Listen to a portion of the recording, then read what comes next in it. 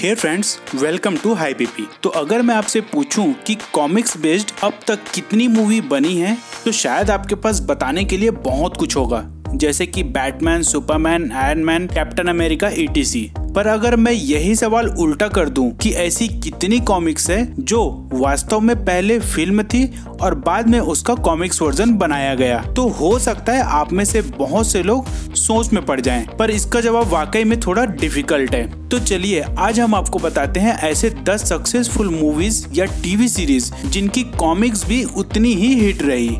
वैसे अगर आप लोग ये सोच रहे होंगे कि इंडियन कॉमिक्स और इंडियन सुपर हीरोज की बात करते करते हम अचानक से विदेशी कॉमिक्स और सुपर हीरोज के बारे में कैसे बात करने लग गए, तो मैं बता दूं दोस्तों कि कल ठीक इसी समय एक और वीडियो आ रहा है जिसका टॉपिक है इंडिया में फिल्म बेस्ड कॉमिक्स बन जाती है पर कॉमिक्स बेस्ड फिल्म क्यों नहीं बन पाती। ये एक केस स्टडी वीडियो है दोस्तों, जिसमें हम छोटे बड़े सारे पॉइंट्स को कवर करेंगे, पर हम चाहते हैं कि वो वीडियो पूरी तरह अपने पॉइंट्स पर ही स्टिक रहे, जिसमें हम केवल इंडियन कॉमिक्स और फिल्म की बात करेंगे। और उस वीडियो में जो एग्जाम्पल दिया जाएगा उसका डिटेल के तौर पर आप इस वीडियो को रिफर कर सकते हैं, ताकि कई बार जो वीडियो देखने के दौरान या वीडियो देखने के बाद जो कंफ्यूजन और डाउट्स रहते हैं वो क्लियर रहे। तो शुरू करते हैं दोस्तों आज का ये स्पेशल वीडियो बिना किसी देरी के।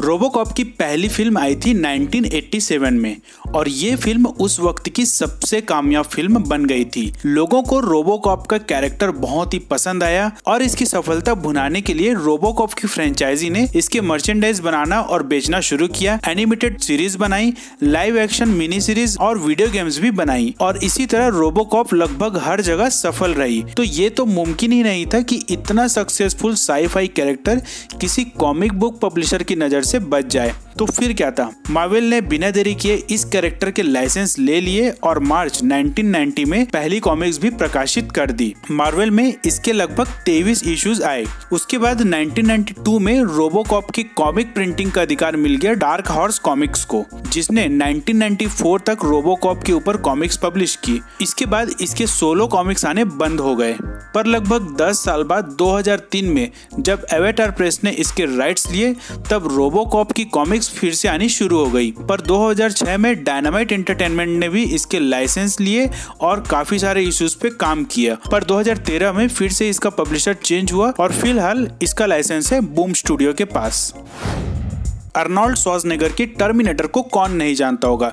ये फिल्म इंडिया में भी उतनी ही पॉपुलर थी जितनी बाहर, और इसी वजह से इस फिल्म की भी कॉमिक्स वर्जन बनाने के लिए पब्लिशिंग हाउस के बीच में होड़ मच गई। पर टर्मिनेटर फ्रेंचाइजी ने यहाँ किसी को भी एक्सक्लूसिव लाइसेंस नहीं दिया, बल्कि अपना लाइसेंस डिस्ट्रीब्यूट किया। इसीलिए टर्मिनेटर की कॉमिक्स एक ही समय में अलग अलग पब्लिशर द्वारा प्रकाशित होती थी। सबसे पहले टर्मिनेटर कॉमिक्स प्रकाशित करना शुरू किया 1988 में नाउ कॉमिक्स ने, जिसका सफर 1990 में खत्म हो गया। पर उसके बाद मैदान में आई डार्क हॉर्स कॉमिक्स, जो अब तक टर्मिनेटर की कॉमिक्स प्रकाशित कर रही है। इसके अलावा मार्वल ने भी 1991 में जजमेंट डे के 3 इशू निकाले थे। मांगा बनाने वाली पब्लिशर नॉर्मा एडिटोरियल ने भी 1991 से लेकर 1993 तक इसकी कॉमिक्स निकाली। इन सब के अलावा Malibu comics, bracket comics, Apple books, dynamite entertainment, IDW publishing ने भी टर्मिनेटर के काफी सारे इशू पे काम किया और खूब पैसा भी कमाया। गॉडजिला। इशिरो होंडा ने 1954 में पहली बार एक फिक्शनल मॉन्स्टर गॉडजिला के ऊपर फिल्म बनाई।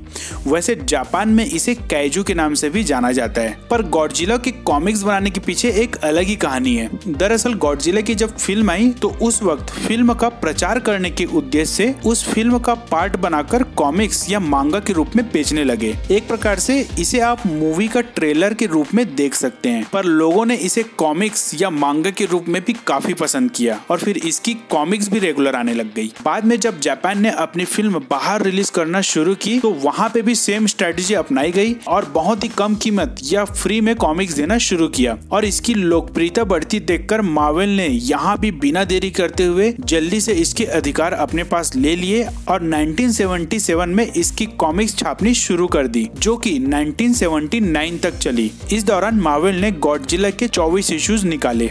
फिर इसके बाद जब जब मार्वल ने प्रिंट निकालना बंद कर दिया तब छोटे मोटे कॉमिक्स कंपनी इनके इक्का दुक्का वर्जन ही निकालते थे और फिर 1987 से डार्क हॉर्स कॉमिक्स ने इसकी कॉमिक्स बनाने की लाइसेंस ले ली जो कि 12 साल तक चला। 2010 में एक बार फिर से कॉमिक्स कंपनी चेंज हुई और इस बार अधिकार मिला IDW को। वैसे अगर फिलहाल देखें तो IDW के साथ साथ लीजेंडरी कॉमिक्स भी इसके अंक निकालते रहती है।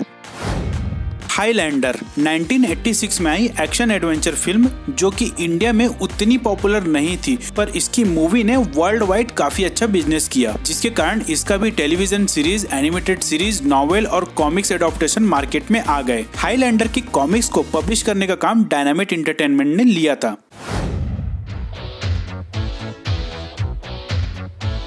जिसने 90s में अपना बचपन बिताया है वो इस शो के बारे में बहुत ही अच्छे से जानते होंगे। इसका पहला एनिमेटेड सीरीज आया था 1984 में, फिर 4 साल बाद यानी 1988 में नाउ कॉमिक्स ने इसकी कॉमिक्स प्रिंट करना शुरू की, पर ये कुछ ही साल तक पब्लिश कर पाई क्योंकि इस कॉमिक्स कंपनी की फाइनेंशियल कंडीशन पहले से ही अच्छी नहीं थी। ऊपर से मार्वल ने भी घोस्ट बस्टर की कॉमिक्स उसी साल से छापनी शुरू कर दी थी, जिसके कारण वो कुछ समय तक ही मार्केट में टिक पाए। फिर 2008 में IDW को जब घोस्ट बस्टर का लाइसेंस मिला तो उन्होंने नए कॉमिक्स के साथ साथ नाउ कॉमिक्स की ओल्ड कॉमिक्स को भी रीप्रिंट करना शुरू किया क्योंकि नाउ कॉमिक्स की फैन फॉलोइंग भी अच्छी थी और रेपुटेशन भी काफी अच्छा था। फिलहाल IDW के अलावा 88 MPH स्टूडियो और टोक्यो पॉप भी घोस्ट बस्टर के कुछ इश्यूज निकाल रही है।